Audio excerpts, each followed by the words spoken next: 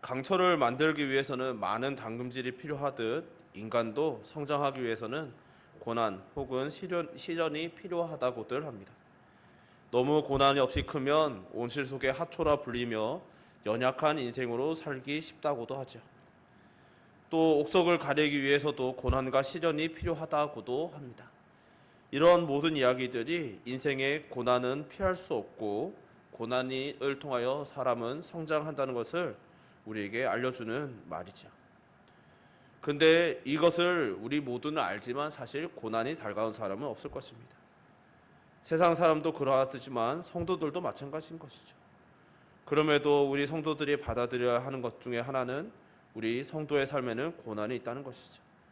성경은 하나님께서도 자기 자녀들을 성장시키시고 구별하시기 위해 고난을 사용하신다고 말씀하십니다. 그래서 하나님께서 자녀들을 고난의 학교에 입학시키신다는 말도 있을 정도로 고난을 잘 사용하시는 것이죠. 이 고난의 주요 목적 중 하나는 자기 자신을 알게 하는 것입니다. 칼빈은 자기 자신을 알기 전에는 하나님을 알 수 없다는 말을 남겼는데, 나 자신을 아는 것이 하나님을 아는 조건 중에 하나라는 것을 말하는 것이죠. 즉 고난을 통하여 내가 어떤 존재인지를 선명하게 알아야만 그 발례로 하나님께서는 얼마나 대단한 분이신지 알게 된다는 것입니다. 오늘 본문의 주요한 인물인 야곱은 고난을 통하여 하나님을 만나고 성장해 나간 대표적인 인물이죠. 그리고 이 야곱을 통하여서 오늘 우리가 함께 하나님의 그 고난을 사용하시는 방법 그리고 그 섭리를 함께 살펴보기를 소망합니다. 사랑하는 성도 여러분, 혹시 우리 인생에 하나님의 섭리가 있다는 사실은 믿으십니까? 아마도 믿지 않으신 분은 없으신 줄 믿습니다. 우리가 인정하든 인정하지 않든 하나님께서는 우리의 인생을 섭리 속에서 인도해 오셨습니다. 우리 인생의 어느 곳 하나 하나님의 섭리가 나타나지 않은 곳은 없는 것이죠. 다만 우리가 알지 못할 뿐입니다. 때론 이 섭리는 시간이 지나며 깨달아지기도 하죠. 그 깨달음은 우리의 간증이 되고 또 그 간증은 우리가 앞으로 또 살아가는 일 혹은 고난을 견디고 지나가는 때 큰 소망이 되고 힘이 되기도 합니다. 그런데 이 섭리는 우리의 경건이나 어떤 수고로 인한 인과가 아닌 하나님의 주권적인 사역이시며 우리가 하나님의 자녀이기에 주어진 은혜인 것이죠. 그리고 이 자녀됨은 창세전에 이미 예정된 것이기 때문에 우리의 회심과 고백과 함께 시작되는 것이 아니라 우리가 태중에 조성되기도 전부터, 아니 창세 전부터 이미 시작된 것이라는 것이 우리가 분명하게 알아야 하는 것이죠.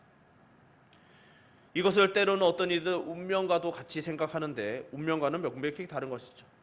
운명은 우리가 안 하려고 해도 그 행동을 할 수밖에 없게 되는, 그 선택을 할 수밖에 없게 되는 것을 운명이라고 하지만, 이 하나님께서 하시는 섭리라는 것은 우리의 행위를 지정하시는 것이 아닌 우리가 어떤 행위를 하든지 어떤 행동을 하고 어떤 선택을 하든지 심지어 우리가 죄를 범할지라도 그 모든 과정 속에서 하나님의 뜻이 실패하지 않게 하시고 이루어 가신다라는 것이 바로 섭리인 것이죠. 그렇게 우리는 넘어지고 실패해도 우리 하나님께서는 결코 실수도 실패도 없으시다고 고백할 수 있게 되는 것입니다. 야곱의 생애에서도 우리는 그러한 섭리를 보게 되는 것이죠. 오늘 본문은 다 읽진 않았지만 1절부터 시작되는데, 베델에서 하나님을 만난 야곱은 이후 하나님의 인도하심 속에서 순적하게 외삼촌 라반의 집까지 도착하게 됩니다.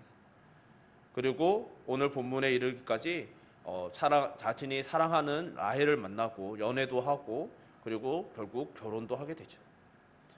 이 모든 과정 속에서 놀라운 점은 바로 직전에 베델에서 하나님을 만나서 제사를 드리고 하나님께 신앙 고백을 하였음에도 이후 야곱은 하나님께 기도하지도 또 감사를 드리지도 않는다는 것입니다.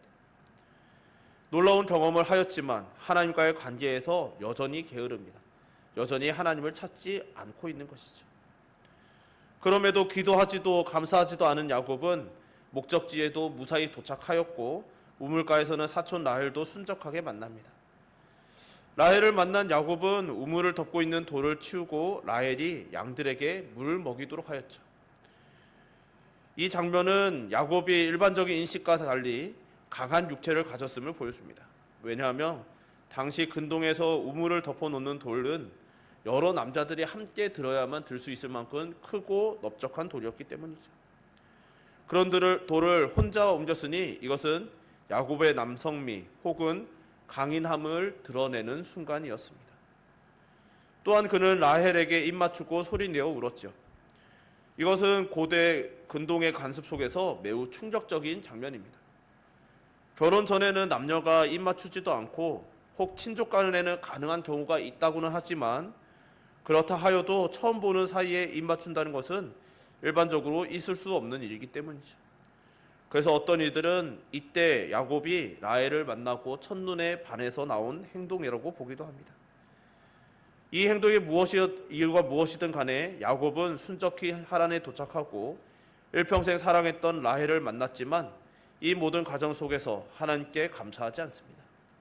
그저 길고 불안했던 여정이 끝났다는 사실에 안도하며 긴장이 풀려 울었을 뿐입니다. 그는 아직도 섭리를 깨닫지 못하고 있죠. 그러나 이 야곱의 안도감과는 달리 야곱의 고생은 이제 시작이라는 것을 우리는 알죠. 잠시 피할 곳인 줄 알았던 라반의 집에서 야곱은 험난한 20년의 세월을 보내게 됩니다. 그리고 속이는 자였던 야곱이 자신보다 더한 자들을 만나게 되죠. 이전에 야곱은 경쟁에서 이기기 위하여 아버지도 속이고 형도 속이는, 즉 이기기 위해 수단 방법을 가리지 않는 자였습니다. 근데 그런 야곱이 라반의 집에서 임자를 만나는 것이죠. 라반은 야곱을 처음 만났을 때는 환대합니다. 그런데 한 달쯤 지나자 15절에 내가 비록 내 생질이나 어찌 그저 내 일을 하겠느냐, 내 품삯을 어떻게 할지 내게 말하라고 합니다. 이후에 행적과는 별개로 이 말은 매우 호의적인 이야기였습니다. 야곱 내가 바로 나의 조카이긴 하지만 어찌 내 일을 공짜로 할 수 있겠느냐, 너의 품삯을 정하자라고 하는 것이죠. 대가를 치러주겠다는 것이죠. 이때 야곱은 내가 외삼촌의 작은 딸 라헬을 위하여 외삼촌에게 7년을 섬기겠다고 말합니다. 이 7년의 섬기는 기간은 그 지역의 문화상 빈털터리인 야곱이 당연히 치러야 할 대가이기도 하였습니다. 그런데 특이하게도 이 사이에 라반의 두 딸 레아와 라헬을 설명하는 구절이 17절에 등장하죠. 레아는 시력이 약하고 라헬은 곱고 아리따우니. 여기서 우리 개역개정은 시력이 약하다라고 번역하고 있지만 이것은 눈이 나빠서 잘 보지 못했다라고도 해석할 수 있지만 또 예쁘지 않았다라는 표현으로 볼 수도 있는 것이죠. 어느 쪽이 맞든지 간에 레아는 당대의 매력이 좀 떨어지는 여인이었던 것은 확실한 것 같습니다. 그리고 19절에 라반은 그녀를 내게 주는 것이 남에게 주는 것보다 낫다라고 말하는데 이 17절과 19절에 이 언급되는 이 맥락상 라반은 애매모호하게 말하고 있는 것으로 우리는 보게 되는 것이죠. 야곱에게 명시적으로 라헬을 주겠다, 라헬을 너에게 주겠노라고 말하지는 않으면서 확답을 주지는 않으면서도 야곱은 약속을 받았다고 착각할 수 있는 화법을 사용한 것입니다. 정말 그렇다면 라반은 속이는 자였던 야곱보다 더 고수인 셈이죠. 이후 7년이 수일같이 지나갑니다. 왜냐하면 야곱이 라헬을 사랑했기 때문이죠. 이 사랑이 가지는 힘이 얼마나 큰지를 보여줍니다. 정말 지나가는 이야기이지만 정말 하나님을 섬기는 것도 그러하죠. 우리가 하나님을 사랑하면 정말 하나님을 섬기는 일이 힘들지도 않고 고단하지도 않고 정말 순식간에 지나가기도 하죠. 반대로 그 사랑이 식으면 정말 지겹고 고통스럽고 빨리 끝났으면 좋겠고 이런 생각이 들기도 하는 것입니다. 즉 이 사랑이라는 것은 정말 놀라운 것이죠.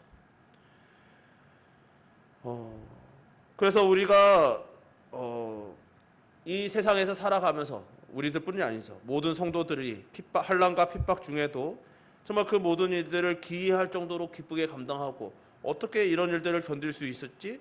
심지어 기꺼이 순교까지도 감당하는 이들을 보면서 때로는 신기하고 놀랍고 정말 기이하게 여기지만 그들은 그들이 믿음이 좋아서라기보다는 그만큼 주님을 사랑하였기 때문에 그 모든 일들을 감당할 수 있었다라고 보는 것이 더 정확한 것이죠. 그런 원리로 야곱은 그 7년이 결코 쉽지는 않았겠지만 라헬을 사랑했기 때문에 그 7년을 수일처럼 여기며 쉽게 지나갔습니다. 그렇게 7년이 빠르게 지나간 것이죠. 이제 야곱은 라반에게 내 아내를 달라고 청합니다. 당시 이스라엘과 그 유대의 그 근동의 관습상 약혼이 된 것으로 여겨진 라헬은 야곱이 내 아내라고 부를 수 있는 권리가 있었습니다.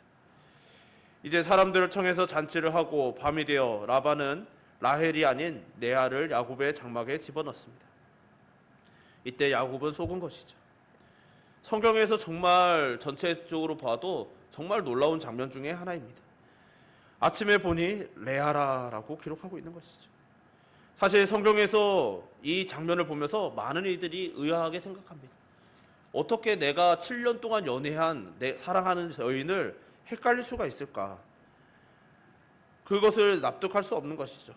그래서 많은 이들이 어쩌면 이 근동의 관습상 정말 끝까지 얼굴을 가리고 들어갔고 또 그래서 그 들어가서는 밤이었기 때문에 그 안에 불을 밝히고 있지 않으면 얼굴이 보이지 않았기 때문에 그랬을 것이고 그리고 들키지 않게 위해서 레아가 밤새도록 말을 하지 않았을 것이라고도 봅니다. 또 어떤 이들은 야곱에게 라반이 술을 많이 주어서 술을 많이 먹고 취한 상태로 들어가서 정말 그것을 분별할 수 없을 정도로 만취된 상태로 하룻밤을 보냈다고도 이야기하죠. 무엇이 되었든지 간에 야곱은 라반에게 속았습니다. 이때 자신이 속았다라는 것, 그것도 결혼을 속았다는 것을 사기 결혼을 당했다라는 것을 알았을 때 야곱의 마음이 심히 상했을 것임은 분명하죠. 이것을 깨달은 야곱은 당장 라반을 찾아가서 외칩니다. 외삼촌이 어찌하여 내게 이같이 행하셨나이까? 내가 라헬을 위하여 외삼촌께 봉사를 했는데 내가 외삼촌을 섬겼는데 어찌 나를 속이십니까? 라고 외치는 것이죠. 이 장면에서 어떤 이들은 야곱이 라반에게 따지는 이 장면이 어쩌면 이렇게 볼 수도 있다고 말합니다. 어찌 라반 당신은 야곱처럼 합니까? 나처럼 행동하십니까? 라고 하는 것이죠. 속이는 자는 나여야 하는데 어째서 당신이 나를 속이십니까? 라고 말하는 것으로 볼 수도 있다는 것이죠. 이것은 결국 이 모습 라반에게 속는 그 순간을 통하여서 라반을 통하여서 야곱은 자신이 아버지를 속이고 형을 속였던 그 순간들을 되돌아볼 수 있는 거울과도 같은 순간이었다라고 보는 것이죠. 이때 라반의 대답은 형이 아우보다 먼저다라는 것이죠. 형이 아우보다 먼저이고 그것 반대는 인 경우는 이 지방에 없는 풍습이라고 말합니다. 이것은 야곱에게 어쩌면 충격적인 대답일 수 있습니다. 왜냐하면 야곱은 아우이지만 형을 이기기 위해서 사기까지 쳤던 사람이기 때문이죠. 야곱에게는 형이 아우보다 먼저여야 한다라는 그런 인간적인 질서 혹은 윤리 이런 것은 아무것도 중요하게 여기지 않는 그런 별 볼일 없는 이야기였습니다. 자신이 이기는 게 가장 중요했죠. 그런데 그런 야곱에게 라반은 나는 레아가 라헬보다 먼저 가는 것이 당연한 질서이기 때문에 너에게 레아를 먼저 들여보낸 것은 너무나 정당하다라고 말하는 이 말은 야곱에게 매우 충격적이기도 하였거니와 정말 어쩌면 라반이 속였지만 그 속임수가 너무나 정당한 것처럼 보여지는 그런 명분이 되고 있는 것이죠. 라반은 이어서 또 말하기를 7일을 채우라고 말하며 라헬을 주겠다라고 말합니다. 그리고 라헬을 위해서 다시 7년을 봉사하라고 7년을 섬기라고 이야기합니다. 라반은 이미 야곱을 잘 알고 있는 것이죠. 야곱이 절대로 라헬을 포기할 수 없다는 것을요. 그래서 야곱은 또 다시 7년 동안 라반을 섬길 수밖에 없게 되었습니다. 왜냐하면 다른 길이 없었기 때문인 것이죠. 이때 정말 야곱을 속이는 사람은 라반만 주목하지만 사실 레아도 있는 것이죠. 레아는 앞서도 말했지만 어떻게 야곱에게 한마디도 말하지 않을 수 있었을까? 그는 알았을 텐데 공모자인 것이죠. 그러면서 어쩌면 성경에는 기록하고 있지 않지만 깨달았을 때 야곱이 어찌 이랬느냐고, 내가 라헬을 부를 때 왜 정당하게 대답하지 않았느냐고, 그런 식으로 따져 물었을 수 있는 것이죠. 그런데 이때 레아가 무슨 말을 했을지 전혀 우리는 알 수 없지만 이 순간에 그것을 질문하면서도 당시에는 깨닫지 못하여서도 훗날 이 레아를 통하여서 야곱은 자신을 보게 되는 것이죠. 아버지에게 내가 에서입니다라고 속였던 그 사실, 그것과 레아가 마치 라헬인 척하고 그 야곱에게 들어간 것은 어떤 차이가 있는 것일까요? 이를 통하여서 야곱은 매우 불행하고 큰 고통을 경험해야 했지만 이를 통하여 야곱은 자신의 쓴뿌리를 보아야만 했던 것입니다. 내가 이러했구나, 이것이 내 모습이구나라는 것이죠. 또 여기에서 또 한 명의 공모자는 라헬이죠. 라헬은 7년 동안 야곱과 연애를 했습니다. 그런데 그 언니가 들어가는 그 현장 속에 어떠한 반박도 하지 않고 어떠한 그것에 대해서 반항도 하지 않고 동조하고 있는 것을 우리는 보는 것이죠.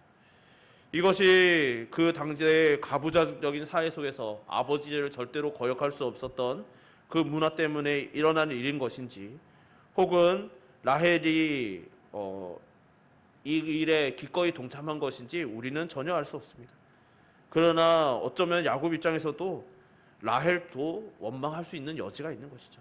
왜 이 일에 한마디도 말하지 않았을까? 알려주지 않았을까? 왜 이것을 거절하지 않았을까? 결국 자신이 사랑했던 라헬을 포함한 처가댁 3인의 그 공모 속에서 속이는 자였던 야곱은 속임을 당하고 사기 결혼을 시작하게 되었습니다. 이때 우리는 야곱의 고통에 주목하지만 동시에 야곱만 고통을 받고 있지 않은 것도 보게 되죠. 물론 야곱은 일주일 동안, 어쩌면 그 이후로도 일평생에 걸쳐서 큰 고통 속에 살아갑니다. 이 순간에는 신혼기간인 7일 동안은 자신이 사랑하지 않았던, 그리고 거짓으로 정말 속아서 결혼한 레아와 억지로 합방할 수밖에 없었던, 한 장막 속에 있을 수밖에 없던 7일은 매우 고통스러웠을 것이죠. 그러나 동시에 레아 역시도 고통스러웠을 것입니다. 이제 매일매일 자신이 그것에 동조하여서 함께 공모하였다 할지라도 정말 매일매일 자신이 거절당하는 그 거절감은 어찌 감당할 수 있는 일일까요? 이제 일주일만 견디면 라헬을 만날 수 있다라는 생각으로 견디고 있는 야곱의 모습 속에서 어쩌면 레아 역시도 큰 상처를 받고 있는 것이죠. 그리고 이제 이 일주일이 지난 후 자신의 결혼식이 끝나면 이후로는 라헬에게 남편을 완전히 뺏기는 삶을 살아가게 될 것이 너무나 확연하게 보이니 그 또한 절망스럽지 않았을까요? 야곱과 레아가 모두 고통 속에서 매우 큰 분노, 거절감, 고통을 겪으면서 함께 일주일을 보내야 했습니다. 정말 이런 모습들을 보면, 이런 순간들을 보면 정말 우리가 야곱의 입장이라면 이런 질문을 할 수 있는 것이죠. 하나님께서 나와 함께 동행하시겠다는 것이 이것입니까? 라고 질문할 수 있는 것이죠. 물론 야곱이 한 번도 기도하지 않았고 야곱이 한 번도 하나님께 감사하지 않았지만 하나님께서 나와 함께 하시겠다고 하셨고 나를 지키겠다 하셨고 나를 다시 또 약속의 땅으로 인도해 주시겠다고 하셨는데, 하나님께서 동행하시고 동행해 주심이 바로 이런 것입니까? 라고 하나님을 원망할 수 있는 것이죠. 그러나 이것을 통하여서 우리는 또한 보게 되는 것이죠. 우리는 이 모든 일들의 결론을 아니까요. 야곱은 이 모든 과정을 통하여서 자신이 이전에 속였던 자로서의 삶을 되돌아볼 수 있어야만 했습니다. 이 고통의 세월이었지만 그 시간들을 통하여서 자신이 어떤 사람인지를 깨달아야 했던 것이죠. 내가 속이는 자여로 살아갔던 이 속이는 자의 삶이 어떤 것이며 내가 속였던 자들은 어떤 상처를 받았을 것이며 이 모든 것이 이 시간, 이 순간을 통하여서 야곱이 자신을 돌아보고 자신을 깨닫게 되는 시간이어야 했던 것이죠. 하나님께서는 야곱에게 주신 약속을 우리들에게 또 동일하게 주시죠. 우리에게 또 야곱에게도 내가 어디로 가든지 너를 지키고 너와 함께 하겠다라고 하셨던 약속은 야곱에게만 주신 약속이 아닙니다. 오늘 우리에게도 주신 약속이죠. 이것은 우리에게 너무나 큰 은혜가 되고 위로가 되고 또 우리에게 큰 감동이 되지만 동시에 때로는 우리에게 상처가 되는 것이죠. 하나님께서 우리를 지켜주신다고 하셨는데 함께 하신다고 하셨는데 지금 나에게 왜 이런 삶이 이런 환경이 주어졌습니까? 왜 나는 불행합니까? 라고 원망할 수 있는 이유가 되기도 하는 것이죠. 이때 우리는 물론 우리의 모든 불행이나 우리의 모든 고난이 하나님께서 우리로 하여금 우리에게 우리 스스로를 깨닫게 하시는 그 섭리라고만은 할 수 없겠지만 때로는 우리로 하여금 이 고난을 통하여서 불행을 통하여서 시련을 통하여서 우리가 깨닫기를 원하시는 것이 있는 하나님의 섭리가 있다는 것을 우리는 인정해야만 하는 것이죠. 이 말씀을 통하여서 우리가 깨달아야 하는 것은 고난이 어떤 것인지 어떻게 하면 고난을 피할 수 있을지가 아닙니다. 하나님께서는 우리의 고난 중에도 우리의 불행 중에도 우리의 고통 중에도 우리를 포기하지 않으시고 우리를 섭리로 이끄시며 우리를 하나님의 뜻에 합당하게 인도하시는 분이심을 기억해야 한다는 것입니다. 오늘 야곱은 고통을 당하고 있습니다. 사기를 당하였고 속임을 당하였고 고통의 세월을 보내야 했습니다. 그러나 이 모든 것 속에도 이 모든 고난을 통하여서 야곱 또한 하나님 앞에서 연단을 받으며 하나님의 사람으로 거듭나고 있는 것임을 우리는 보아야만 하는 것이죠. 그리고 이러한 야곱의 모습을 보며 우리의 삶에서도 동일한 소망을 깨달아야 하는 것입니다. 우리의 고난이 그저 의미 없이 그냥 시간 낭비처럼 보이고 왜 이런 세월이 꼭 있어야만 하는가라는 그런 한탄이 우리 속에 있다 할지라도 이 모든 것들을 통하여 하나님께서 섭리하고 계시다는 것을 신뢰하심으로 이 고통을 인내하며 견디며 또 하나님을 신뢰함으로 기다릴 수 있는 잘 지나가실 수 있는 은혜가 있으시기를 주님의 이름으로 축원합니다. 우리 시간 말씀 생각하면서 함께 찬양 한 곡 같이 부르고 기도했으면 좋겠습니다. 우리 하나님의 부르심에는 이란 찬양인데요. 가사를 한번 생각하면서 함께 찬양합시다.